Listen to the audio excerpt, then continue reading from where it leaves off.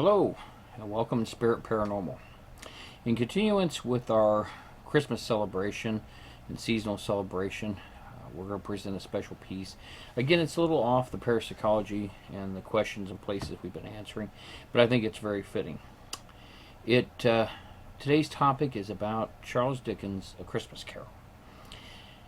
For those, I don't think there's anyone that hasn't seen The Christmas Carol. It's such notoriety and fame that I don't believe anyone didn't grow up at some point and have seen it on television, read it, or had the story depicted to them in school.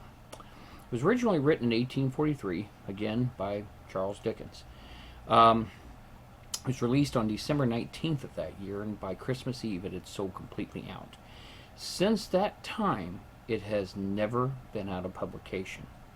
Quite a legacy for authoric work. It's actually a novella and not a novel. Why is that? Well, a novella is a short story written in a novel form, usually with, in this case, a narrator taking place in the story. Although, at the time, short stories were a bit more popular, and this was transferred into one. It also was known at the time as the Christmas story. Dickens, when he had written this, it was kind of during a time in Britain when they were looking at holiday reform. They were looking at what to change. Should we put a Christmas tree up or should we not? That's an old-time tradition. We need to do some new things. And so it began to be that they wanted to change some of the traditions. So it was a good time for it to come out. Dickens was very influenced to write this. First of all, during his upbringing, he was visited a school called what they call Ragged School. The name of that school was Field Lane. It was a school for street children that were orphans, had no place to be, parents had abandoned them, and they were running the streets and trying to survive. These schools would take them in, provide them food and education. It was much like an orphanage for all practical purposes, and pretty rough during that period of time. Treatment was probably very cruel, and it was a very sad thing to witness. Also, Charles Dickens' father was quite a spender, and it ended him up into the British debtor's prison. So this was all experience that influenced his writings. Influenced him very deeply, matter of fact. Another writer that he enjoyed and certainly added to this was Washington Irving, the writer of Sleepy Hollow. Certainly that all played in together in the influence to write The Christmas Carol. It is believed the reason that he did write it was the ongoing general attitude toward poverty and how to treat the poor in Britain at that time. It was a terrible time, and poverty was not being addressed correctly, and he felt that was an outreaching message to send. It is believed for this reason that the writing took place. Now, it contains 5 staves, or for all practical purposes, 5 acts, or 5 chapters of the story. Its character centers around a Ebenezer Scrooge, who is a very miserly sort of man who will not spend money frivolously and finds most things non-necessary as frivolous. He scrimps to the point of discomfort. He runs an accounting house, so he has money. He has gathered wealth, and he has a clerk named Bob Cratchit, which he treats very poorly. He denies him coal to stay warm in his corner of the shop, and pays him very poorly, but Bob Cratchit treats him as a king and appreciates the job, just having it. At that time, unemployment in Britain in the 19th century, was very common. To have a job, you were lucky, and that's, I think, the thinking that Bob Cratchit had.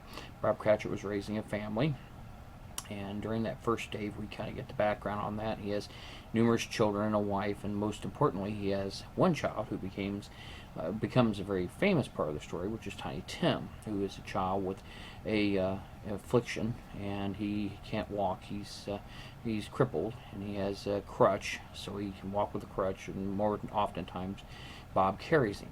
So that is presented as a background of that character.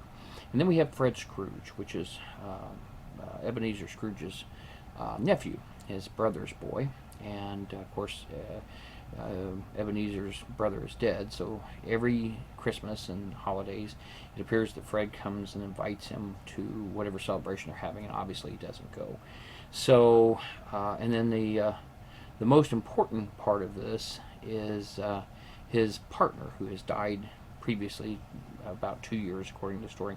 A guy named Jacob Marley, who is partner in the counting house. So, probably one of the biggest scenes.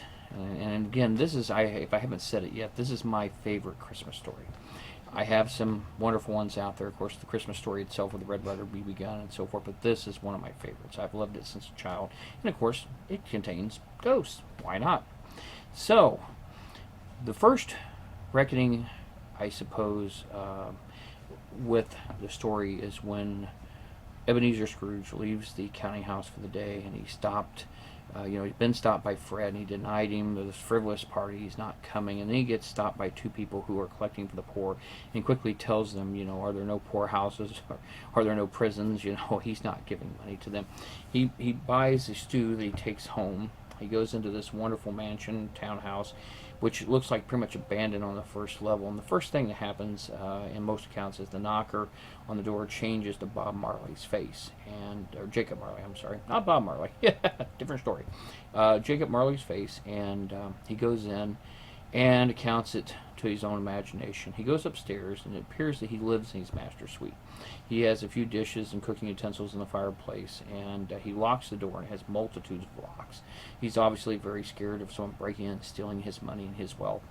And so he has his meal, and before he can go to bed, he hears this tremendous rumbling and chains and moaning, and before appears the ghost of Jacob Marley, his former partner in life. And at first, Scrooge doesn't recognize him, but then Marley informs him who he is.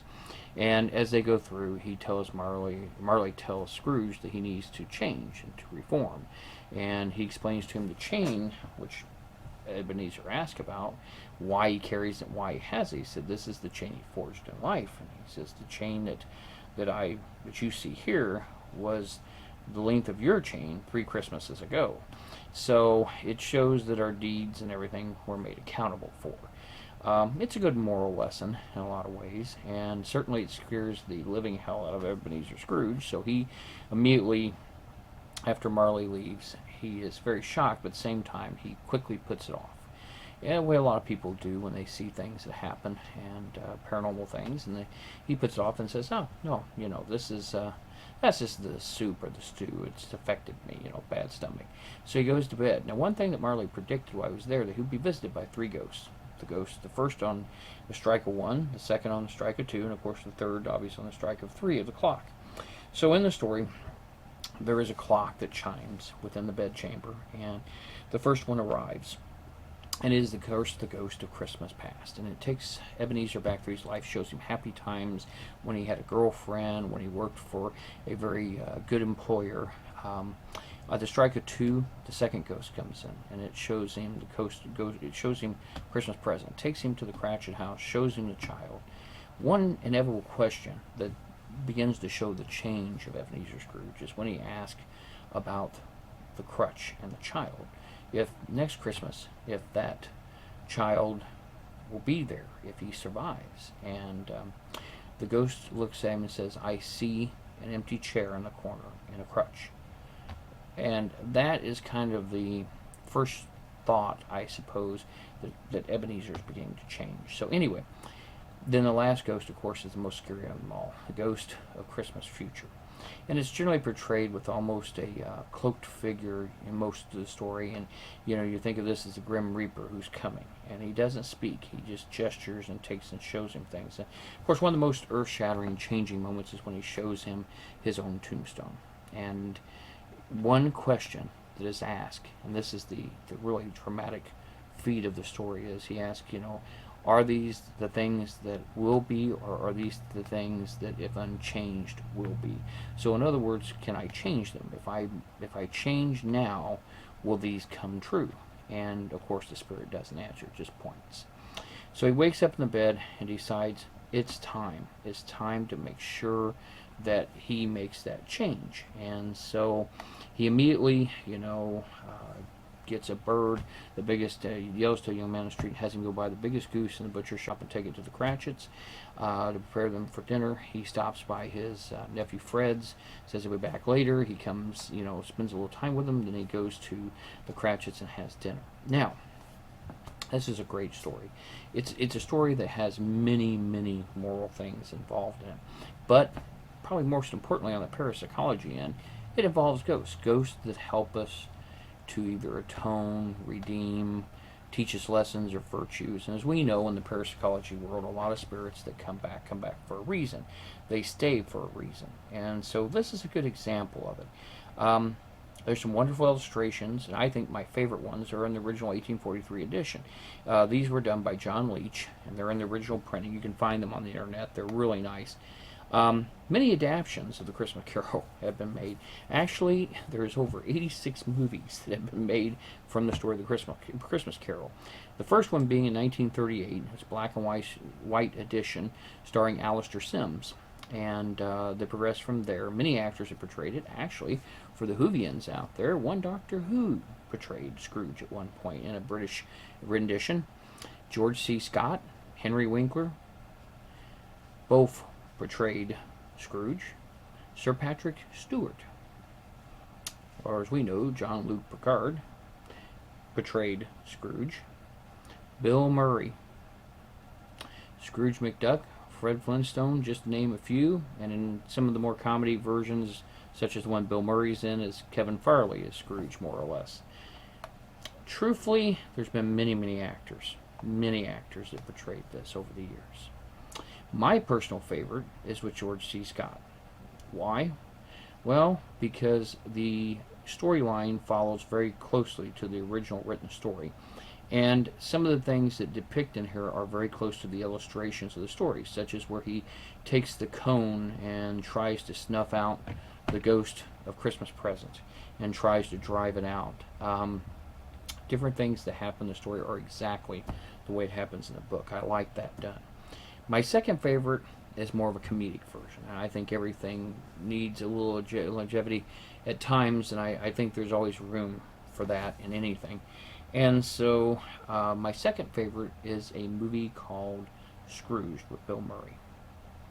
Really a neat thing. Still stays with the story and the lesson taught by the Christmas Carol, but more importantly, it's just a really neat, funny movie. I'm a big Bill Murray fan. It takes this and puts a modern twist to it, and it's very interesting, but it still teaches the moral in the end. The next one is called The American Carol. If you've never seen it, it was released originally, I believe, in 2003, and it has some great big names in it. Just to name a few, Kevin Farley, which more or less portrays the film producer and director Michael Moore, making fun of him in a satire, but it has Kelsey Grammer, it has Robert Devine, Sammy Schreck, James Woods, John Vaught, Leslie Nelson, Julian Murray, Dennis Hopper, Trace Atkins, who, by the way, plays the Angel of Death. Really a good one there. Cameos from Bill O'Reilly, David Alan Grier, Gary Coleman plays in it. Again, Rosie O'Donnell is in it. It's a great comedy. It's well worth the time to view it. So, if you get a chance, watch those three. Those are my favorite. Let's talk about what does the Carol teach us. Okay, certainly on the moral end of it and morality, it teaches us redemption and atonement, second chances. Gives everybody a chance to realize they made a mistake in life and go back and fix it. And what happens if they don't fix it? It kind of gives them that end. The one thing I can say is on the paranormal end, I believe it shows that the depiction in the story gives people the impression that ghosts do exist, obviously.